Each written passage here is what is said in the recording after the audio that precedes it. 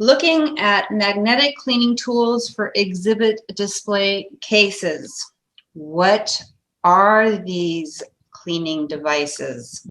They contain two components allowing for both sides of a glazing to be cleaned simultaneously via access to only one side.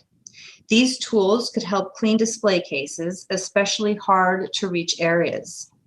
The success of the tool is the matching of the magnet's strength with the thickness of the glazing.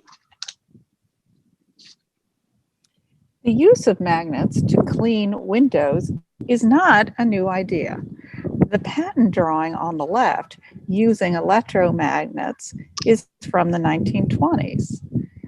Alnico magnets, an iron alloy with aluminum, nickel, and cobalt, were the first permanent magnets and were not developed until the 1935. The stronger ferroboron Alnico didn't enter the market until 1949. The patent drawing on the right is from 1950, only 2 years later. Today, two types of magnets are used for these cleaning devices, Alnico and neodymium. It's important to know which type is in the cleaning apparatus for proper storage. Neodymium magnets can damage electronic devices, such as cell phones, and will demagnetize Alnico magnets. For details on magnet types and how they work, check out Gwen's book, Magnetic Mounting Systems for Museums and Cultural Institutions. Two kinds of magnetic cleaning devices are readily available, one designed for aquariums and one for windows.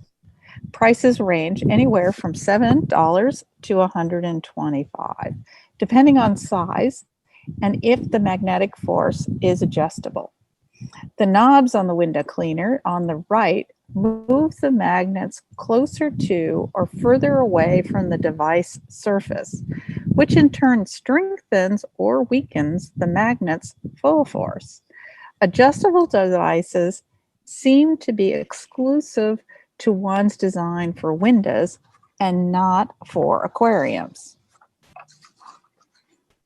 Devices for windows are available in all sorts of sizes and shapes, and usually include a security rope on the part used on the window exterior. The main difference between tools designed for windows and the ones designed for aquariums is that those for windows tend to include blades like windshield wipers or squeegees. These blades are great for moving liquid across the glazing surface, but are not necessary for the type of cleaning usually conducted within a museum setting. In order to accommodate space for these blades to move back and forth and for liquid to move freely, there are bumps on the magnet housing that raise the device away from the glazing surface. Devices designed for aquariums, on the other hand, do not need to accommodate blades and have an overall even surface. This allows for consistent contact with the glazing and no pressure points. The surfaces of each of the two components is different.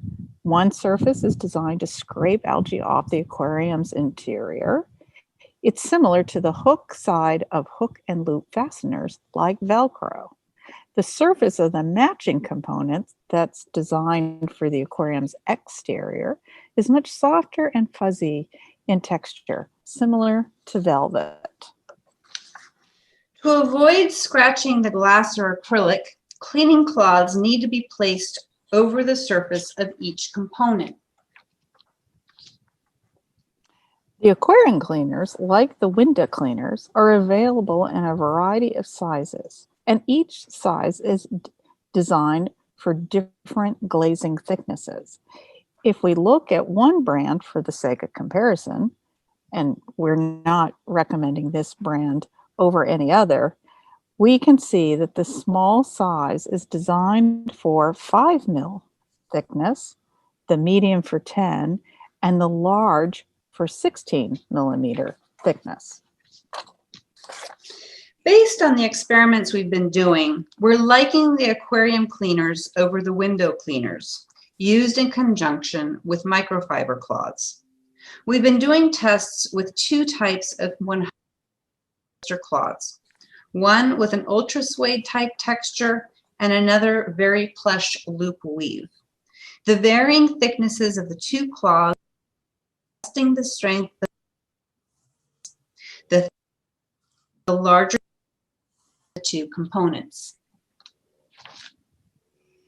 These devices might make it easier to clean a display case where it's difficult to access the inside, but precautions must be taken. However, as the magnets in the device could break the glass of the magnetic pull force is too strong, and they could affect some artifacts. These cleaning devices should not be used near clocks, compasses, and electronics, including monitors displaying video art and other types of time-based media. Other concerns involve the safety of the objects in the exhibit cases, as there is a risk of mechanical damage if the device falls. One thought is to cover the device in batting and fabric, like a pillow of sorts, to buffer any potential contact. Let us know if you think of any other concerns we should be looking at as we continue to explore the potential use of these devices. And all input is welcome. We really appreciate everyone listed here for thinking, inspiring us to look into these devices. So thank you all for listening, and we're here to answer any questions that might come up. And here's our contact information down below if you'd like to email us after. Well, wonderful. Thank you, Gwen and Yadin. I love, this is such a typical mount maker sort of thing of looking to other disciplines, other sources, the industrial realm, you know, pet supply, all this stuff for the sorts of things that we're going to use. So let's get to the questions. I'm passing this off to Samantha.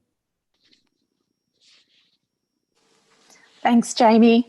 Thanks, Gwen and Yadin. That was just absolutely fantastic.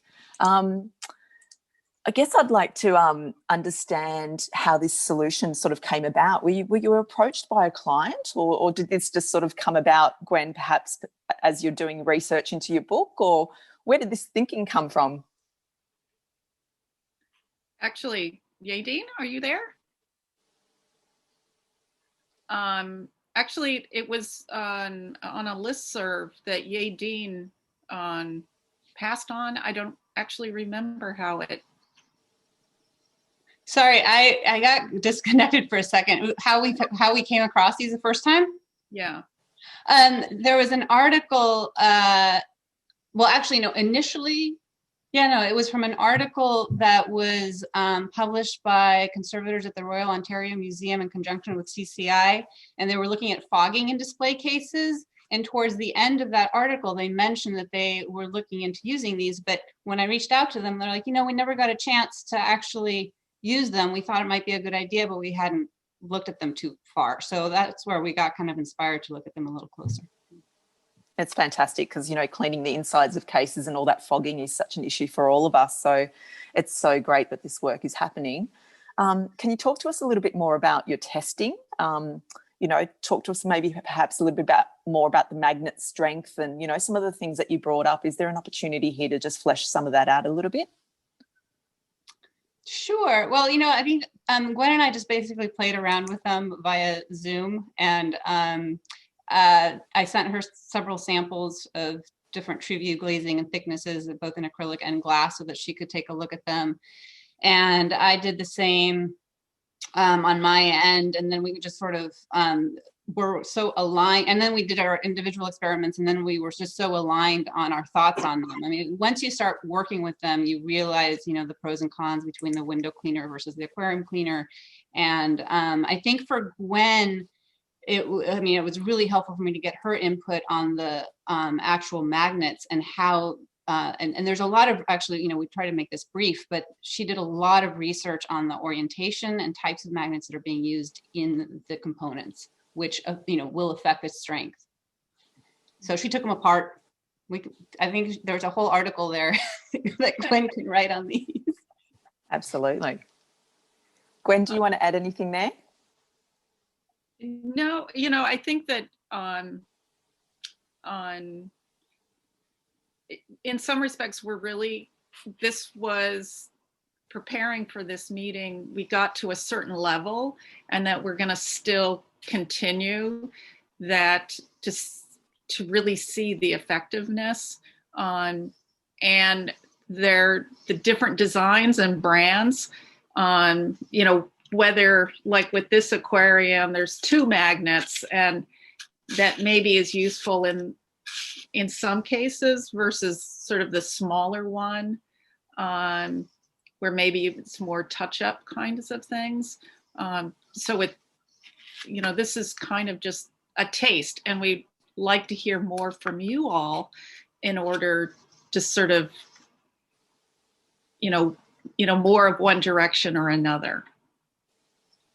Yeah, fantastic. It'd be great to understand what people's needs are, I guess, and then absolutely try to solve to those. There's a question here from Jeanette, and she's saying, could you please review which cleaning cloths worked best? We couldn't quite hear that bit in the presentation. Yeah, well, you know, Gwen and I are both, oh, there they are. Awesome.